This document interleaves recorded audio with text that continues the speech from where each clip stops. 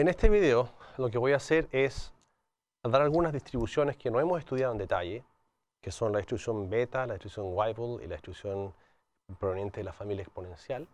Y lo que voy a hacer es hablar brevemente de ellas como una forma de terminar el capítulo de variables aleatorias. Entonces vamos a poner aquí otras distribuciones.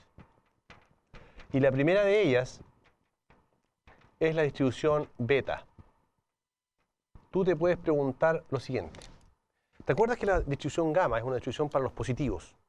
Que si tú tomas diferentes valores de alfa y beta, van a haber diferentes formas de la distribución, exponencial o alguna gamma con alfa y beta distinto de 1, un montón de distribuciones.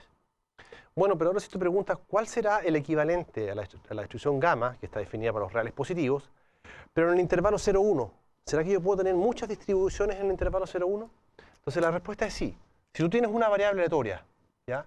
X es una variable aleatoria continua, que tiene esta función de densidad de probabilidad. Mira, esta f de x va a ser una función que la constante va a ser bien especial, porque esta constante va a ser 1 partido por beta de alfa beta, por x elevado a alfa menos 1, por 1 menos x elevado a beta menos 1, y x, la gracia es que va a estar siempre entre 0 y 1. Los parámetros también van a ser positivos, alfa mayor que 0 y beta mayor que 0. Entonces esta distribución tiene dos parámetros y lo que hay que hacer es especificar qué cosa es esta función.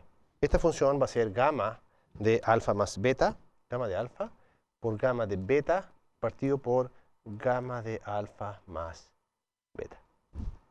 ¿Ya? Es decir, si tú reemplazas esto aquí e integras 1, eso te va a dar 1. ¿Ya? Pero ahora te das cuenta que en el fondo la gracia de esta distribución es que acá está el 0, acá está el 1, y tú tienes distribuciones que pueden ser así, distribuciones que pueden ser así, distribuciones que pueden ser así, y también distribuciones que pueden ser así. La uniforme es un caso particular de esta distribución. Entonces, lo que tú tienes acá es una nueva distribución que tiene una gama de distribuciones dentro del intervalo 0,1, que esto va a ser muy útil, ¿ya?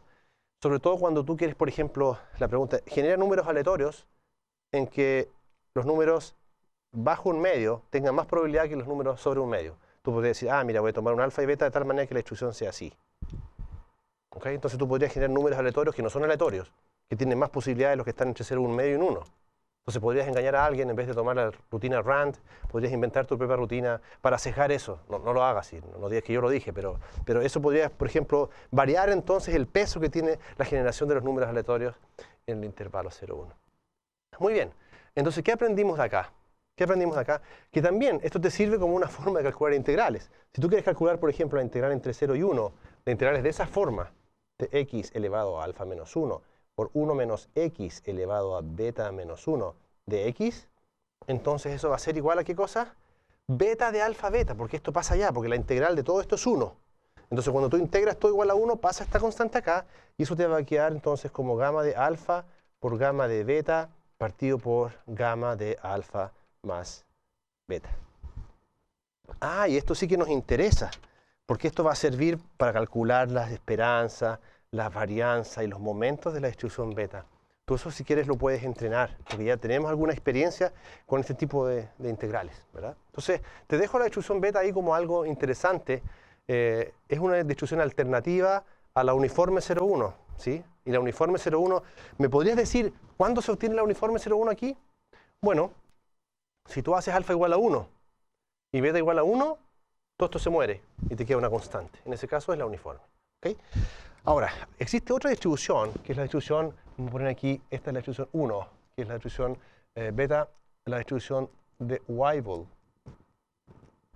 Esta es una distribución que está relacionada más a la exponencial, que te sirve para los x mayores que 0 y está relacionada al tiempo de duración de componentes, ya a tiempos de vida y todo ese tipo de cosas. Y la densidad de esta distribución es de esta forma, mira. F de x igual a k partido por lambda por x partido por k elevado a k menos 1 por e elevado a menos x partido por lambda, todo eso elevado a k, donde el x es más grande que 0, por supuesto el k y el lambda también son más grandes que 0. Entonces esto es algo alternativo a la distribución exponencial. ¿Ya? Aquí está x, aquí está f de x, y esto va a ser una distribución que también va a tener muchas formas. Dependiendo de los valores de alfa y beta, va a tener muchas formas.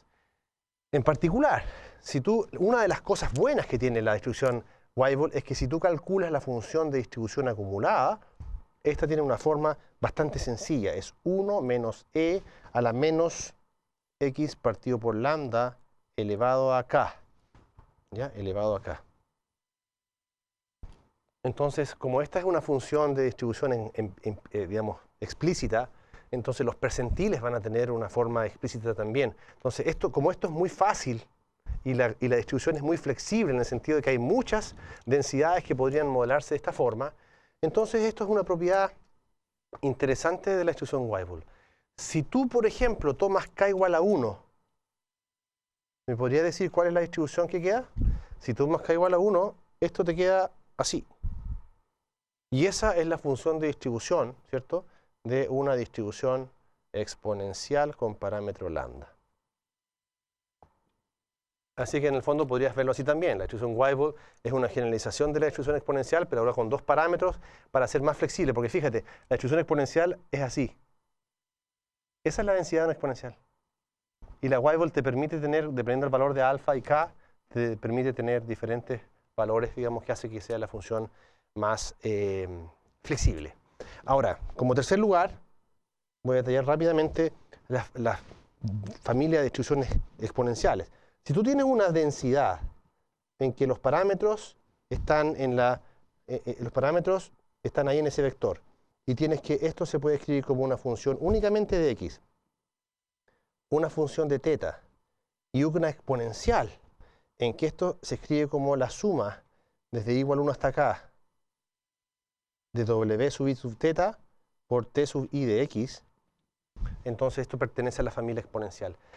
Ah, pero tú dices, bueno, esto es una función únicamente de x, que tiene que ser positiva. Claro, tiene que ser positiva. ¿Esto también tiene que ser positivo? Sí.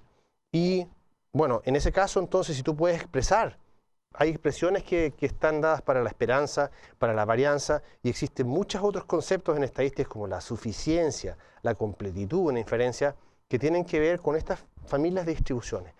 Tú podrías, por ejemplo, chequear acá que la familia Bernoulli, por ejemplo, la variable aleatoria Bernoulli pertenece a eso. Entonces la pregunta, te lo dejo como ejercicio. ¿Cómo tú pruebas de que la densidad de la Bernoulli se puede escribir así? O sea, lo que tienes que encontrar es cuál es el h, cuál es el c, cuáles son los w y los t. La binomial también pertenece a esta familia. Ah, te dejo esa tarea entonces. La exponencial también pertenece a esta familia. La Poisson también pertenece a esta familia. La normal también. Y así muchas otras más. Entonces, para poder probar que una densidad o una familia de distribuciones pertenece a la familia exponencial, lo que tú tienes que probar es que la densidad se puede escribir de esa manera. Y esta es una familia muy, muy extensa de distribuciones que tiene muy buenas propiedades. Por último, si tú quieres saber más acerca de las distribuciones y lo que hemos hablado en este capítulo, te dejo una referencia. Esta referencia es un libro que se llama Statistical Inference. Statistical Inference. De dos autores, uno es Casella y el otro es Berger, de la editorial Duxbury. Este libro. Está en la biblioteca y está en internet también. Es un libro muy bueno, que tiene muchas más distribuciones que las que nosotros hemos descrito en este capítulo.